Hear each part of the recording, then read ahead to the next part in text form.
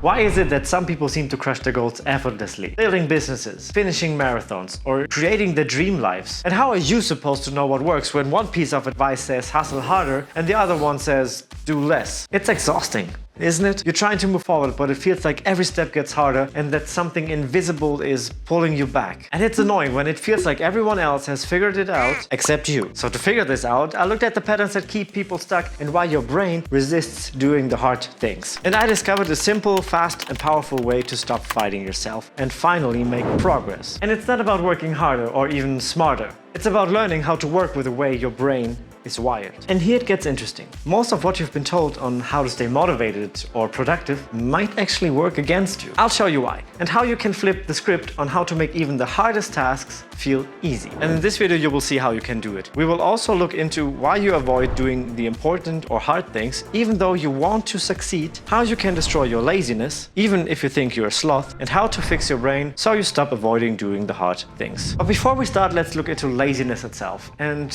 why laziness actually doesn't exist. People who worship hustle culture will not like what I have to say now. Picture this.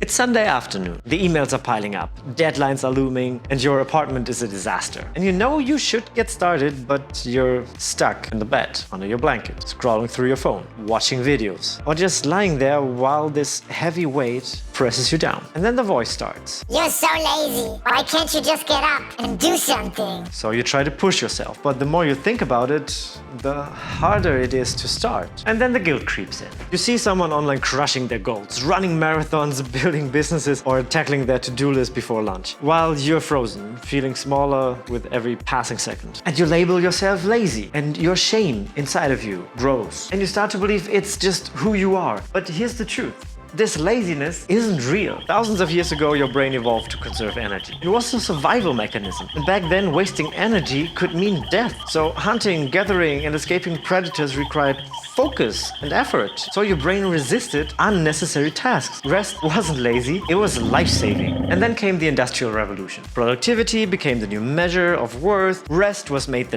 devil. If you weren't constantly working, you were called lazy, and that idea stuck. So what you're feeling isn't laziness. It's your brain doing what it was designed to do, fighting against a system that demands that you perform like a machine. And that weight you feel when you should do all the stuff, that's not who you are, you just have been programmed. So the question isn't, how do I stop being lazy? It's, how do I stop fighting my brain and start working with it? Let me show you how. Why you avoid doing the important or hard things, even though you want to succeed. Everyone and their grandma wants to stop putting things off. But few people dare to ask, why does this happen in the first place? What's really stopping you is resistance. Resistance is the invisible force that stands between you and your goal. The bigger the resistance, the harder it is to take that first step. And until you lower that resistance, no amount of motivation hacks or productivity tips will work for you. Most of them just put more pressure on you without fixing the real problem. Here's the thing. Everything in the universe takes the path of least resistance. And so do you. Imagine you're a stream with two paths. One path leads to your goal and the other one leads to avoidance. The distractions and putting things off you wish you could escape. But here's the problem. On the path to your goal, there's a huge stone blocking the way. On the path to avoidance, there's only a small stone. Now let's add water to this stream. This water is your life energy, your time, focus, and effort. If I pour water down this stream, where does it accumulate?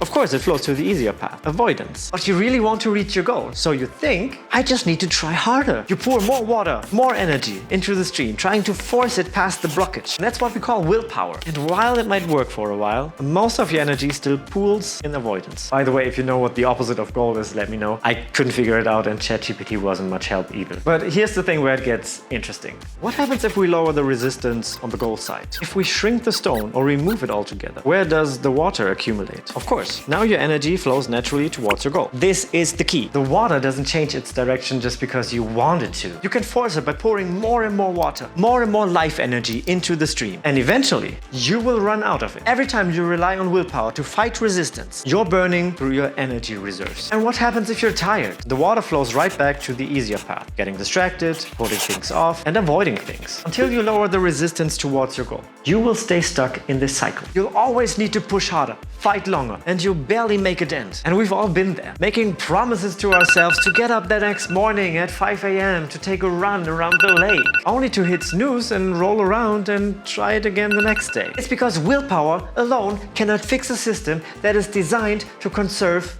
energy. And that's what resistance really is. Your brain trying to conserve energy. It's your brain's way of saying this path feels too hard right now. And the more you stay stuck in this cycle, the more it chips away from your confidence, your goals, and even your identity. And that's why the advice just to push harder fails. And if you want to stop fighting what you call laziness, the answer isn't to push harder, it's lowering the resistance so the water, your energy, flows naturally towards your goal. And here's the best part, you don't need to grind yourself to the ground to make this happen. Once you understand how to lower resistance, you can become productive without working your ass off. So let me show you how. How you can destroy your laziness even if you think you're a sloth. This is already something all the high achievers out there will hate, because it's not about doing more. It's about deleting something from your life. Don't worry, no one's taking away your coffee. But what I'm about to share with you might make you rethink everything you know about productivity. What's holding you back are three monsters that feed on your energy and keep you stuck. The stress leech, the expectation beast, and the belief phantom. The stress leech is the sneakiest of them. It latches on your energy the moment stress enters your life. And it's draining you from the inside out. Stress tricks your brain into thinking everything is a threat. Your email inbox, your upcoming deadline, even small tasks you normally wouldn't think twice about. The leech doesn't just slow you down, it convinces you that you are powerless even before you begin. Then there's the expectation beast. This one doesn't hide. It demands your attention, roaring at you to work harder, stay longer, do more. It thrives on pushing you to meet goals that were never really yours in the first place. Maybe it's taken an extra hours at work because you're afraid of looking lazy, or forcing yourself into routines that work for others but leave you drained. And every time you feed the beast by chasing someone else's version of success, it piles another rock into your backpack. And eventually the weight is so heavy that even the smallest step feels impossible. And here's the worst part. The beast doesn't care if you collapse under the pressure. It only wants you to obey. And then there's the belief phantom.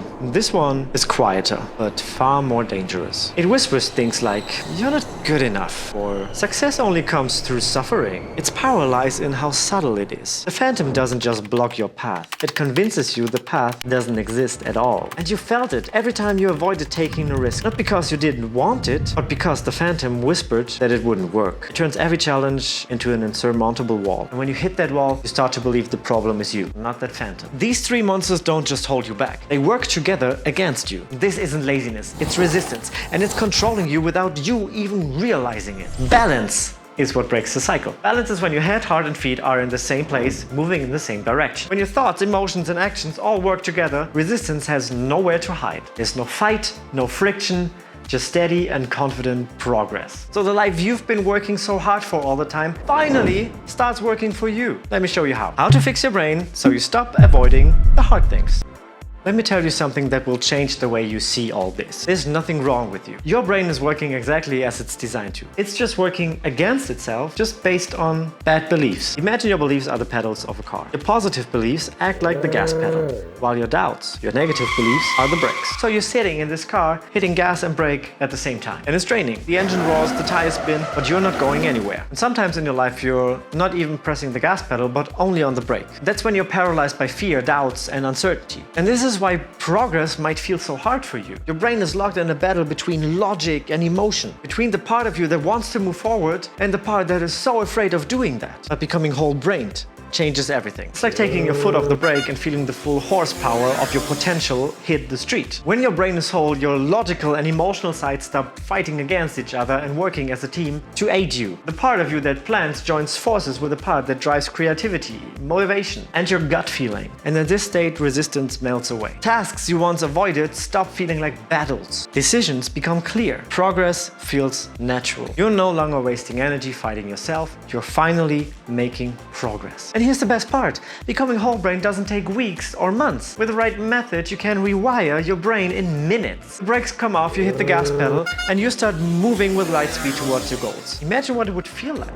Not just going forward, But going forward with all that struggle, that's the power of being whole-brained. And once you're there, nothing can hold you back. Becoming whole-brained removes resistance and gets you moving. But if you don't recognize what's holding you back, you risk falling into the same traps, working harder, but getting nowhere. But don't worry, I spent over $100,000 in personal development and boiled it all down into the 3 lessons that really matter. So click here to stop wasting your time and see real results in your life. I'll see you there.